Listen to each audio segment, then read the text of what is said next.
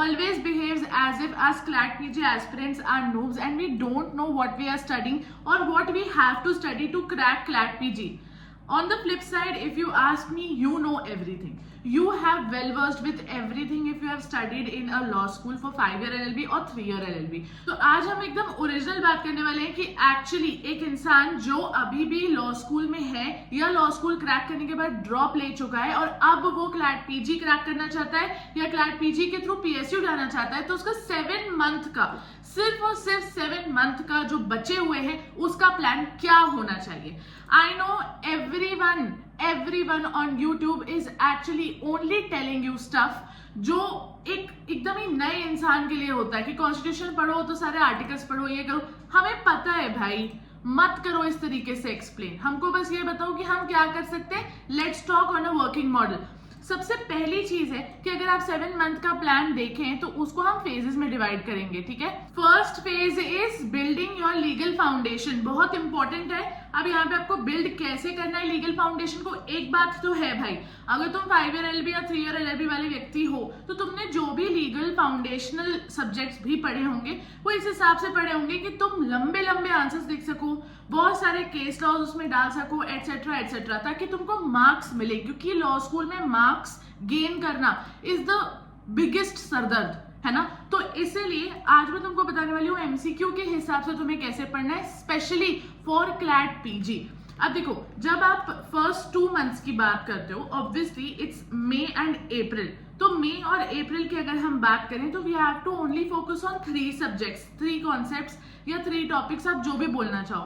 That is constitution, jurisprudence and law of contract. क्योंकि questions mostly यहां से आते हैं, वेटेज इनका सबसे ज्यादा होता है, उसके अलावा और कोई रीजन नहीं है. अब देखो, जब तुम ये कर रहे हो तो तुम कॉन्स्टिट्यूशन तुम 100% अच्छे से पढ़ चुके हो. अगर तुमने क्लैट की कभी प्रेपरेशन की है, तुमने कॉन्स्टिट्यूशन 100% किया है. अगर तुमने क्लैट की प्रेपरेशन नहीं भी की, अगर तुम LLB कर चुके हो तो कॉन्स्टिट्यूशन में तो तुमको ऐसा नहीं हो सकता ना कि तुम्हें कुछ आर्टिकल्स मालूम ही नहीं है, कुछ नहीं मालूम है.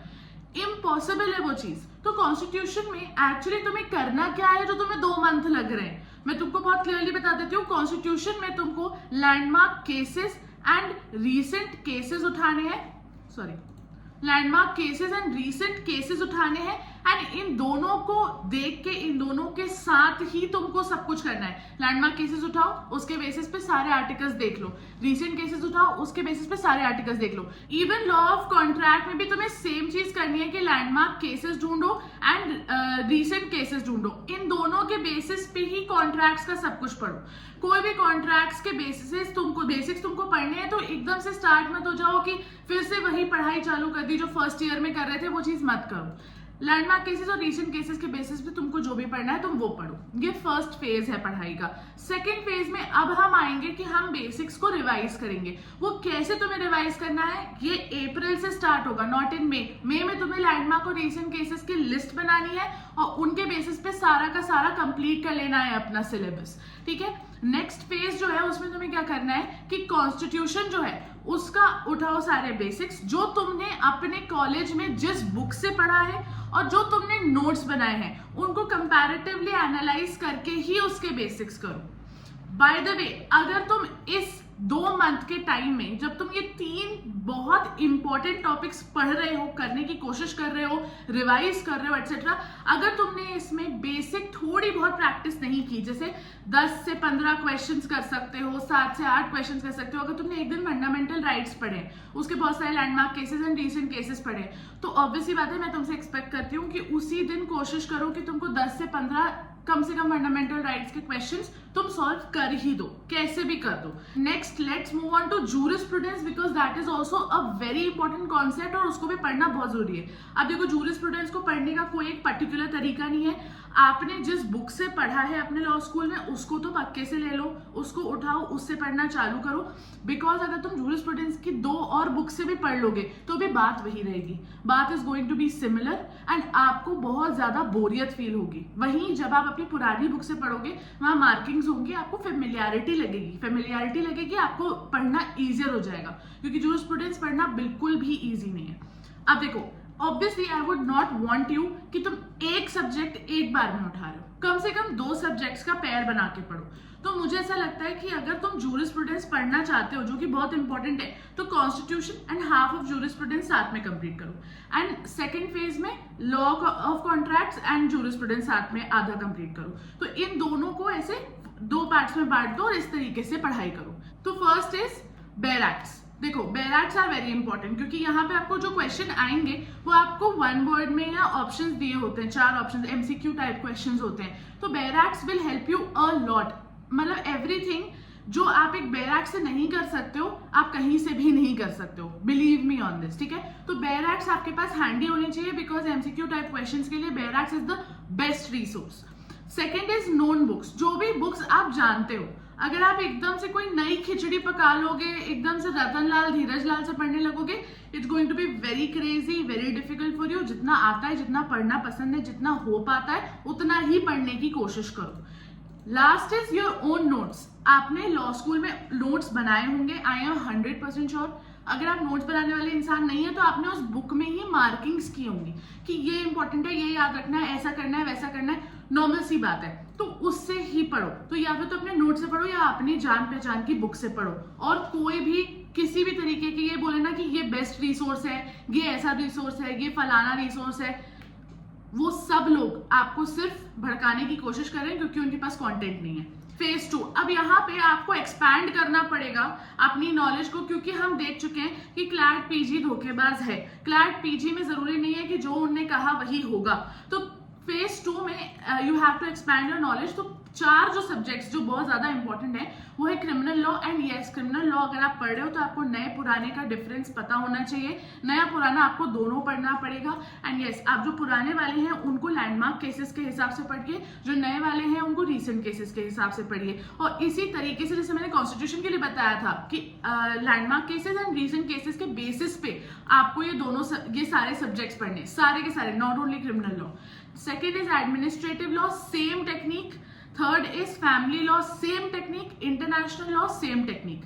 आपको ये चारों को ही नेक्स्ट फेज, मतलब फेज 2, मतलब अप्रैल के बाद मई जून में इन चारों सब्जेक्ट्स को कंप्लीट कर लेना है। Again make good combinations. अब जैसे क्रिमिनल लॉ को तुम कंबाइन कर सकते हो विद इंटरनेशनल लॉ, क्योंकि इंटरनेशनल लॉ का सिलेबस कम है, क्रिमिनल लॉ का बहुत ज्यादा है। तो तुम ये दोनों को कंबाइन कर लोगे, तुम्हारे लिए इजी हो जाएगा पढ़ना। Second is administrative law and family law, ये भी तुम कंबाइन कर सकते हो आराम से। Family law is interesting, administrative law is a little boring, आपके लिए इजी हो जाएगा पढ़ना, ठीक है।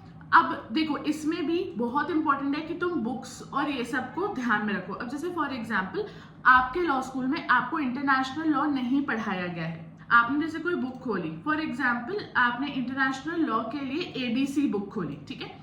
एबीसी बुक में आपने देखा कि बहुत अच्छा एक्सप्लेनेशन है, बहुत अच्छे से केसेस बताए हुए हैं, रीसेंट केसेस बताए हुए हैं, आपके लिए रीड करना इजियर है, वोकैबुलरी इजियर है for you, then go for it. क्योंकि यहाँ पे इट्स नॉट इम्पॉर्टेंट कि आप डिफिकल्ट बुक्स को पढ़ो, जहाँ पे वोकैबुलरी बहुत डिफिकल्ट हो जाती है, क्योंकि हमको रिटन में पेपर नहीं देना है, हमको एमसीक्यू पेपर देना है, हम उस हिसाब से ही पढ़ेंगे। तो जो भी बुक आपके लिए इजियर है, जहाँ आपको लैंग्वेज समझ में आती है, आप वो चूज करो।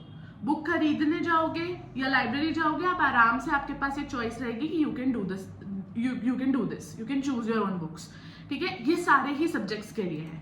खासकर जो न्यू क्रिमिनल लॉज है उसके लिए तो बिल्कुल भी किसी पे भी भरोसा मत करना कि हाँ इसने बोल दिया तो अब मैं ऐसा ही करूंगा, नहीं। अपने हिसाब से चेक करना कि कौन से सोर्सेस तुमको सही लग रहे हैं और उनको क्रॉस चेक कर लेना कि 3 सोर्सेस को पकड़ा, तीनों सोर्सेस को थोड़ा थोड़ा क्रॉस चेक कर लिया कि सही तो है ना जो सोर्स मैं यूज करना चाहता हूं, तो उस सोर्स से पढ़ना चालू कर देना जहां भी तुमको इजी फील हो। Now coming to the revision strategy. अब देखो, अब तुम्हारे पास 3 महीने बचे सिर्फ रिविजन करने के, ठीक है। 4 महीने हमने बेसिक्स को स्ट्रॉन्ग कर लिया है, पढ़ लिया है, सब खत्म हो गया है। तुम रिविजन करने बैठोगे तो ऑब्वियसली ये जो लास्ट के 3 मंथ है इसमें सिर्फ रिविजन तो नहीं करते रह जाओगे। That is going to be very stupid of you कि आपने 3 महीने सिर्फ रिविजन में बिता दिए। That's not going to happen. आपको सिर्फ 1 महीना लेना चाहिए रिविजन का एंड उसके बाद प्रैक्टिस हैवी जाना चाहिए। तो 5th मंथ जो है आपका, मतलब 4 मंथ्स का बेसिक्स आपने पढ़ लिया, उसके साथ आपने बेसिक सेक्शनल तरीके से प्रैक्टिस कर ली। कॉन्स्टिट्यूशन पढ़ रहे हो, कॉन्स्टिट्यूशन की प्रैक्टिस कर ली, क्राइम पढ़ रहे हो, क्राइम की प्रैक्टिस कर ली, इंटरनेशनल पढ़ रहे हो, इंटरनेशनल की प्रैक्टिस कर ली। उसके बाद now you have to start taking mocks and start your revision as well.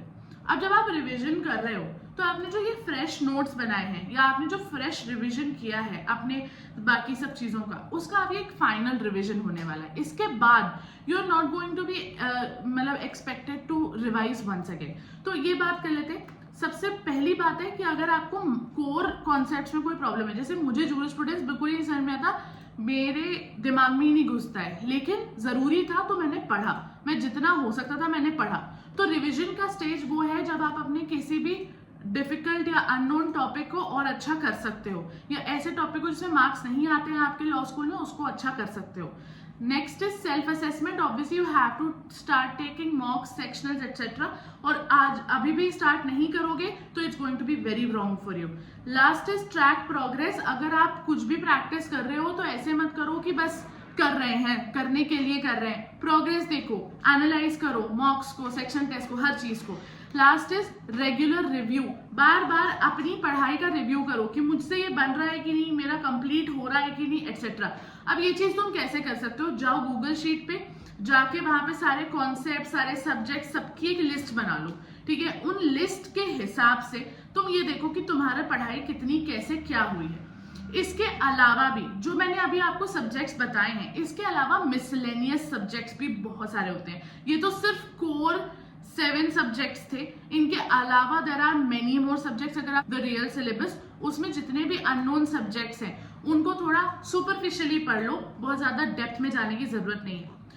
सबसे बेस्ट टेक्निक उसके लिए भी ये होगी, जितने भी अभी तक रीसेंट केसेस आपको दिख रहे हैं वो जिन जिन लॉज के ऊपर बेस्ड हैं, वो सारे लॉज को तो आप पक्के से पढ़ लो। बाकी मिसलेनियस को अगर नहीं भी पढ़ोगे, जैसे ह्यूमन राइट्स नहीं पढ़ोगे चल जाएगा, कोई दिक्कत नहीं है। टीपीए नहीं पढ़ोगे चल जाएगा, कोई दिक्कत नहीं है। लेकिन अगर कोई रीसेंट केस हुआ है और उसके बेसिस पे तुमने बैकग्राउंड नहीं पढ़ा तो शायद तुम थोड़ी सी प्रॉब्लम में फंस सकते हो।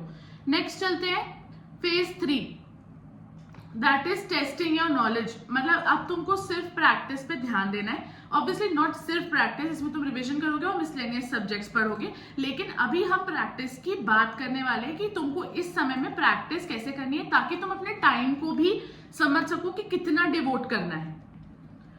तो फर्स्ट इज मंथ 5 में आपको एक वीक में एक फुल लेंथ मॉक लेना है, ठीक है। एंड सारे इंडिविजुअल सब्जेक्ट्स पे फोकस करना है। जो भी जैसे आपने एक मॉक दिया उसमें आप देख लीजिए कौन कौन से सब्जेक्ट में से क्वेश्चंस आए हैं, ठीक है। और वो क्वेश्चंस के बेसिस पे आप समझिए कि आपका क्या हैवी, मतलब आपका क्या स्ट्रॉन्ग है और आपका क्या वीक है। अब अगर आपको चाहिए द बेस्ट मॉक्स तो जूरिस एज के अलावा और कहाँ मिलेंगे? Therefore go to the link in description and get the best mocks for CLAT PG. The second one is month 6. इसमें आपको वीक में 2 मॉक्स देने हैं, 2 फुल लेंथ मॉक्स देने हैं। कोशिश करो अगेन कि एनालिसिस बिल्कुल ना छूटे। तो अब यहाँ पे तुम्हारा कम से कम 4 दिन जाएंगे सिर्फ मॉक एंड एनालिसिस में। वहीं मंथ 5 में जो ऊपर की बात कर रही थी मैं, उसमें तुम्हारे सिर्फ 2 दिन जाएंगे मॉक एंड एनालिसिस में। लेकिन यहाँ पे मंथ 6 तक में आपके पास बहुत ज्यादा टाइम भी आ जाएगा।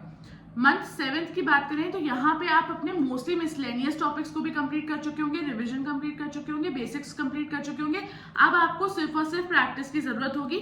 अगर नहीं भी हुआ होगा कंप्लीट तो अब कुछ भी एक्स्ट्रा पढ़ने की जरूरत नहीं है। मंथ 7 में अगर आपने कुछ नया पढ़ने की कोशिश की तो it's going to ruin everything for you, ठीक है। तो मंथ 7 के लिए थ्राइस अ वीक आपको फुल लेंथ मॉक्स लेने हैं, जिसमें आपके 6 दिन जाएंगे, क्योंकि आप इन डेप्थ एनालिसिस करेंगे। जो सब्जेक्ट्स आपके मॉक में आ रहे हैं उनको देखेंगे। जैसे फॉर एग्जांपल आपके मॉक में कोई क्वेश्चन आ गया जो फैमिली लॉ में भी इनहेरिटेंस का है, आपको इनहेरिटेंस बहुत अच्छे से याद नहीं आ रहा है कि यार मेरे से 2 क्वेश्चन गलत हो गए, 3 क्वेश्चन गलत हो गए फैमिली लॉ में इनहेरिटेंस के, अब मैं क्या करूं? कुछ नहीं करना है, उठाना है, फिर से पढ़ना है, फिर से पूरा रिवीजन करना है, फिर से समझना है, फिर से याद रखने की कोशिश करना है, ठीक है। तो that is what you are going to do in the last month. Nothing new but everything that you know you have to revise. उसके बाद उसके अलावा कुछ भी नहीं। अगर टीपीए नहीं पढ़ा है और मॉक में टीपीए का क्वेश्चन आ गया है तो उसको छोड़ दो। इतनी अपने दिमाग में इतना ज्यादा भरना इज इम्पॉसिबल जितना लॉ है हमारा, है ना। Next let's talk about your final month की क्या स्ट्रैटेजी होनी चाहिए। जो आखिरी महीना है आपका वो सबसे ज्यादा इंपॉर्टेंट होगा और सबसे ज्यादा टाइम भी आप उसी समय पे दे पाओगे एंड सबसे ज्यादा टाइम देने का मन भी आपका उसी समय पे करेगा। तो अपन बात कर लेते हैं सबसे पहले कॉम्प्रिहेंसिव रिविजन। मतलब आप जितना हो सकता है छोटे छोटे में रिवीजन कर सकते हो 100%, क्योंकि आपके पास पढ़ने के लिए कुछ नहीं होगा, मॉक देने के बाद यू विल बी फ्री। तो उस समय पे you can go and revise anything that you want. Miscellaneous subjects revise कर सकते हो, डिफिकल्ट सब्जेक्ट्स रिवाइज कर सकते हो, कोर सब्जेक्ट्स रिवाइज कर सकते हो, your choice. Next is mental wellness. अब देखो, अगर आप सोगे नहीं, अगर 8 घंटे की नींद नहीं होगी, तो जो इतना पढ़ने को मैं बोल रही हूँ ना, ये दिमाग में बैठेगा ही नहीं, एंड फिर फेल हो जाओगे, फिर पूछोगे क्यों फेल हो गए। तो मैं यही आंसर करूंगी कि भाई स्लीप साइकिल बहुत बुरी है तुम्हारी, उसके अलावा कोई रीजन नहीं हो सकता। लास्ट इज की स्ट्रैटेजी रिफाइनमेंट। इस समय पे आपको समझना पड़ेगा कि किन चीजों में आप बहुत ज्यादा स्ट्रांग हो, किन चीजों में वीक हो, आपको कैसे क्वेश्चंस को छोड़ना चाहिए, कैसे क्वेश्चंस को नहीं छोड़ना चाहिए, पक्के से अटेम्प्ट करके आना चाहिए। ये सब चीजें आपके लिए बहुत जरूरी होंगी। उस समय पे सिर्फ और सिर्फ आपको इतना करना है कि एक डायरी लेके बैठना है, एक नोटबुक लेके बैठना है, और उसमें सिर्फ प्लानिंग करनी है कि क्या करना है अटेम्प्ट, क्या नहीं करना है, and that's it guys. I know it is too much to take in from one video, but just 1 minute और रुक जाओ। मैं बस तुमको ये बता दूं कि तुम मोटिवेशन कैसे जिंदा रख सकते हो, क्योंकि मुझे मालूम है it's very difficult to be motivated till the end of everything. मतलब मैं खुद उस चीज से जूझी हूँ। मतलब मुझे खुद को लास्ट डेज में ऐसा लगता था कि यार अब तो कुछ नहीं हो सकता, अब जो हो गया सो हो गया, let's keep everything at bay, and scroll करती हूँ, but that will not help you. आप एक काम करिए, आप हमारा टेलीग्राम ग्रुप ज्वाइन कर लीजिए, जिसमें आपको हमेशा मोटिवेशन आती रहेगी by seeing the other competition, कि वो कैसा कर रहे हैं, क्या कर रहे हैं, क्या पढ़ाई कर रहे हैं, एक्सेट्रा एक्सेट्रा। एंड उसके बेसिस पे आप बहुत सारे स्टडी ग्रुप्स भी ज्वाइन कर सकते हो, ताकि आपको ये रहे कि यार चलो एवरीवन इज स्टडिंग, मुझे भी पढ़ना चाहिए, अपना फुल देना चाहिए, है ना। सेकेंड इज बहुत छोटी छोटी विन्स पे अपने आप को एक बढ़िया सा सरप्राइज दो, अपने बढ़िया सा गिफ्ट दो। इफ यू वांट कि आप बहुत अच्छा मार्क्स लेके आए हो मॉक्स वगैरह में, तो आप जाके एक चॉकलेट खा सकते हो, मम्मी से अपना फेवरेट डिनर बनवा सकते हो, what ever you want. The next is कि विजुअलाइज सक्सेस। आप अपने आप को विजुअलाइज करो कि आप NLSIU जाओगे तो how your life will be, या अगर आपको PSU मिल जाता है तो आपकी लाइफ कैसे होगी। That is what manifestation is all about, and believe me it work for me, it will work for you. And the last is 60 minutes daily. मतलब तुमको 60 मिनट्स, मैं बोल रही हूँ कि 4 घंटे तुमको पढ़ाई करनी है, उसमें से तुम 60 मिनट्स अपने अलग से निकालो जो इतने ज्यादा कॉन्सेंट्रेटेड होने चाहिए कि वो जो बाकी के 3 घंटे हैं, वो अगर थोड़े बहुत कॉन्सेंट्रेशन उसमें तुम्हारा हिलता भी है देन ऑल्सो इट्स फाइन, लेकिन 60 मिनट्स विदाउट फेल आपको पढ़ना ही है, with full concentration and no distraction.